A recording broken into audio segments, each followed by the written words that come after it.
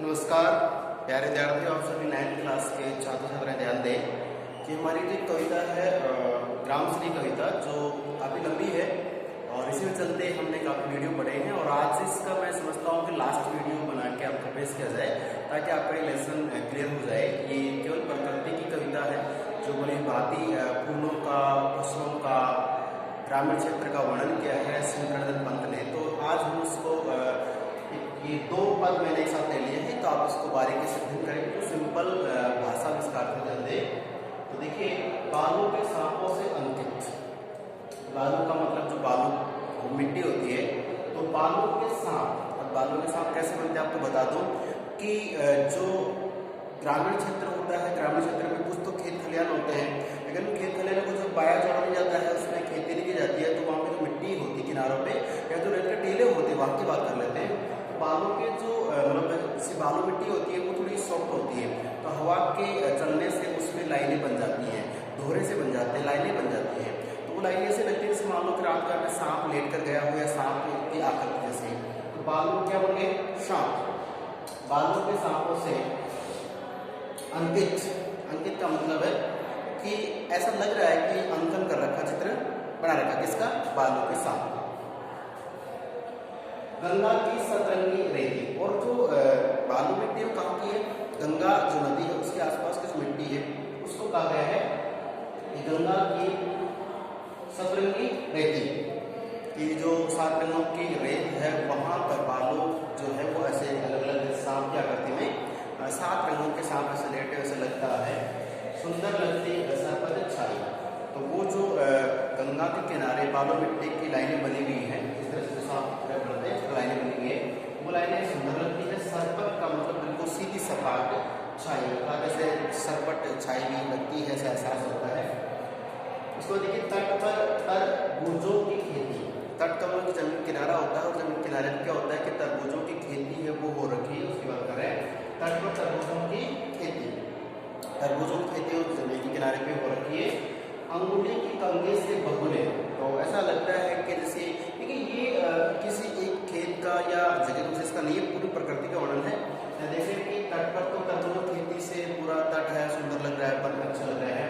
और अंगुली की कंघी से बगुले, और जो बगुले होते हैं वो अपने जैसे मानो कि उनके जो कलंगी होती है, इसमें कलंगी, कलंगी से मतलब होता है कि जो बगुले होते हैं उनकी जो गर्दन होती है, गर्दन के सिर गर्दन के थोड़े बाल होते हैं ना सिर में, तो जैसे बगुले के बाल होते हैं, तो बगुले के जो बाल हैं, बगुला से पानी में डूब के चलता है, उसके बाद बाहर निकलता है, तो उसके बाल गीले हो जाते हैं और गीले बालों को से हिलाता गर्दन को, तो ऐसे वो लाइनें बन जाती है। ऐसा लगता है जैसे कि बगुले ने अपनी अंगुली से क्या की हो, सलंगे में कंघी की हो, बालों को सवार उसको बाल बनाते, ऐसा लगता है उसमें। ठीक है, तो देखिए कलंगी सवारते हैं कोई, ऐसा लगता है कि बगुले की किसी ने कंघा लेकर के बाल बनाए हो। ठीक है, फिर है कि तिरते जल में सुखाव कोलिन कर।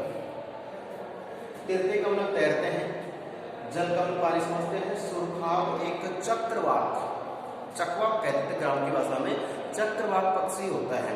तो जैसे चक्रवाक पक्षी होता है तो पुलिन पर मगरोटी रहती सोई। तो चक्रवाक पक्षी क्या करता है, ये मतलब उड़ता रहता है और बहुत सुंदर पक्षी लगता है। तो ऐसा लगता है कि तिरते जल में सुखाव पुलिन। तो जिस प्रकार से तिरते जल में बहते हुए पानी में क्या होता है, सुखाव पुलिन पर की जो एक चक्रवाक पक्षी होता है वो जैसे तैरता है वैसा लग रहा है। क्या लग रहा है? मगरोटी रहती सोई। मगरोटी यहाँ पे जैसे जो मछली उसको ले लेते हैं, मछली मगरोटी रहती सोई। कैसे लगता है कि समुद्र किनारे, पानी किनारे मछली है वो किनारे पे सोई हुई, ऐसा लगता है। मगरोटी है सोई। हंसमुख का हरियाली को आता है। हंसमुख का मतलब हंसती रहती है। अभी यहाँ बदल चुका है, देखिए हंसमुख का हरियाली को आता है, ये थोड़ा प्रकृति का वर्णन आ गया है कि हंसमुख हंसते रहती है। हरियाली का मतलब लहराते खेतों से मतलब होते हरी भरी हरियाली से है। हिम आतप, हिम का मतलब बर्फ होता है, आतप का मतलब गर्मी होती है। लेकिन बात करें कि जो सर्दी ऋतु में जो गर्मी पड़ती है, सर्दी की जो धूप होती है, हिम आतप सर्दी की धूप, सर्दी की जो धूप होती है उसका वर्णन यहाँ पे किया गया है। अब जानते हैं कि अभी जैसे मान लो इन दिनों कहें या जो हमारे मई जून का महीना होता है उसमें जो सर्दी पड़ती है, थोड़ी गर्मी पड़ती है, उस गर्मी में देखिए जो धूप है वो मतलब सहनीय होती है, उसको सहन नहीं कर सकते। लेकिन जो सर्दी में धूप पड़ती है तो उस धूप को सब लोग सहन करते हैं, अच्छा लगता है। तो जो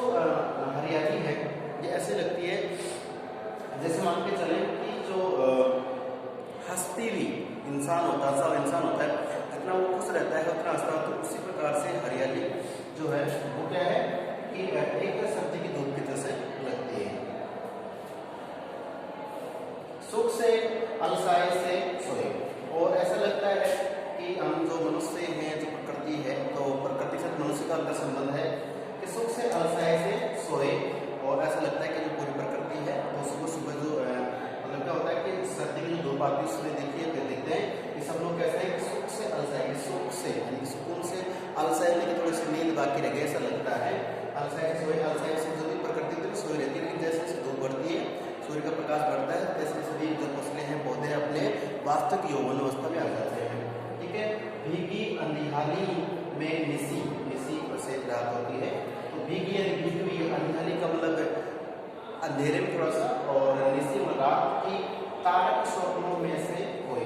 देखिए आप उसको देखते हैं ना, जैसे रात के 9-10 बज रहे हैं, उस समय का जो सूरज होता है, सूर्य रात होती है, तो रात्रि का जो 9-10 बजे का समय है, उस समय आकाश में तारे बहुत एक सर्व समावत होते हैं, बहुत अच्छी स्थिति में होते हैं। ठीक है। लेकिन जो सुबह होती है, एक मिनट इसको हम देखते हैं, थोड़ा ध्यान रखना है इसका। तो आगे देखते इसमें देख क्या दिया है,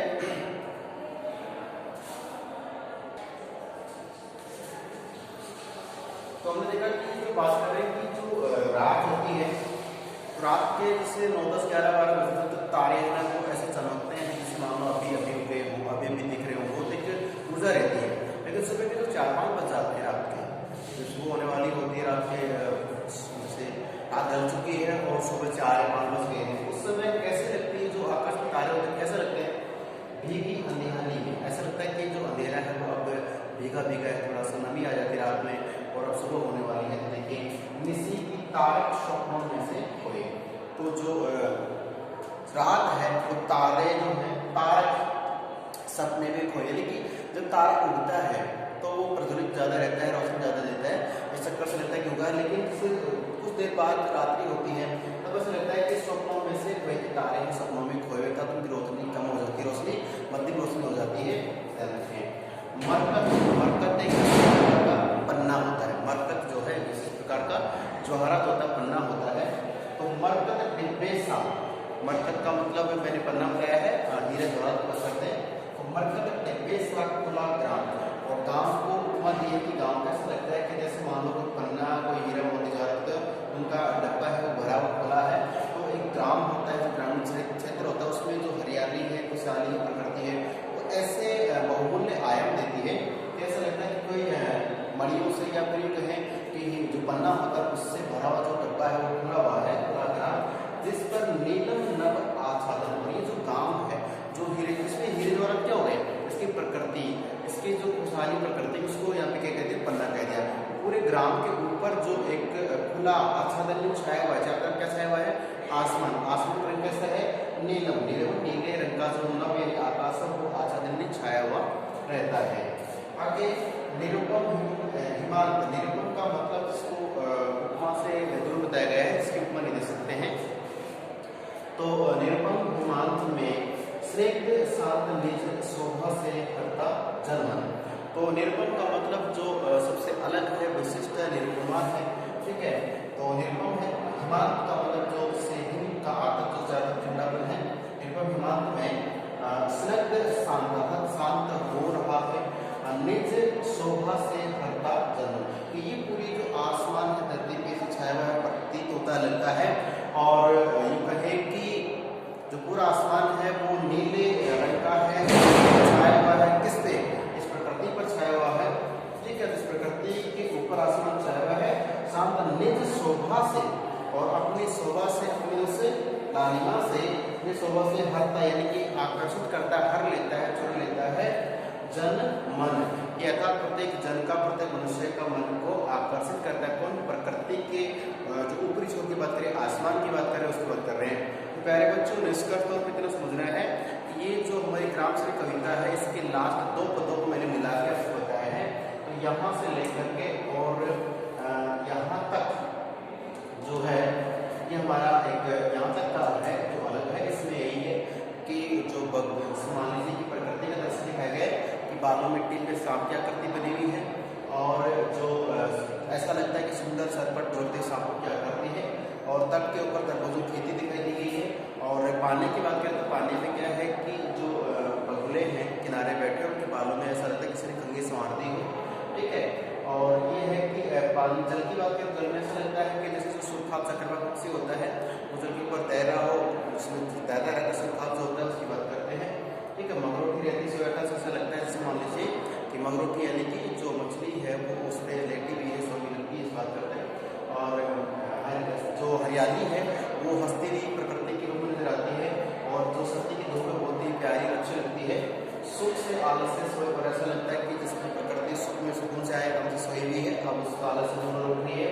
और जो रात्रि की तारे हैं वो ऐसा लगता है कि रात को तो बहुत जल्दी काम कर रहे थे, ऊर्जा में, लेकिन सुबह वो सौपन में है, अलसाए से रहते हैं। और जैसे प्रकृति है जो पूरी धरती हो कैसे लगती है जैसे किसी ने मरकत का जो है वो एक डब्बा खोल दिया हो। और जो सूर्य के जो प्रकाश की बात करें तो लास्ट में हमारा है कि जो आच्छादन आकाश का, वो आकाश का आच्छादन है वो धरती के ऊपर ऐसा लगता है जैसे मान लीजिए कि इसके ऊपर नीले रंग का एक पर्दा छाया हुआ हो, और निरुपम मार्ग में सावधानी से शोभा से हटा जन्मन, ये निरुपम अर्थात इसका उपमा उपमा से रहित है, दूर है। और वो जो सूर्य आकाश है वो किसके ऊपर, प्रकृति में धरती के ऊपर है। वो धरती पे प्रत्येक जो जीव है मन, जन मन अर्थात प्रत्येक जन का मन को हर लेता है प्रकृति की आवाज से, प्रकृति की शोभा से। तो प्यारे बच्चों ये तो हमारा आज का 9th क्लास का जो 13वां लेसन का ग्राम शैली का अंतिम और लास्ट वीडियो आपके सामने है। ये पाठ समाप्त होता है यहाँ पे।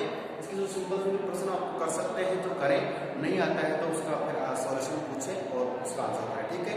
फिर मिलते हैं अगले वीडियो, तब तक के लिए नमस्कार, धन्यवाद और पढ़ते रहें।